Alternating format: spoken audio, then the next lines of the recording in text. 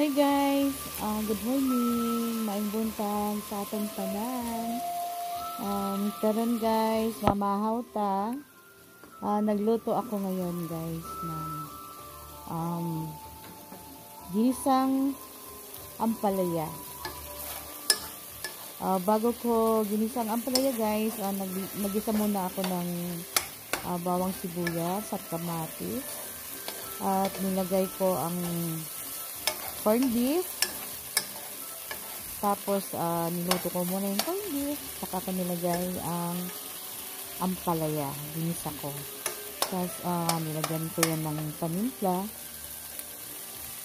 Kunting asin. At kunting seasoning.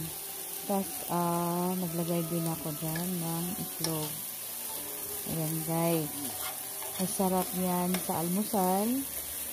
Lalo't na't may kape kape at mainit na kanin at bulad. Yun ang pinaka masarap, bulad.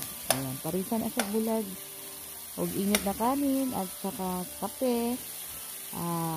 Fights na kayo ang pamahaw guys, mga unta mamahaw.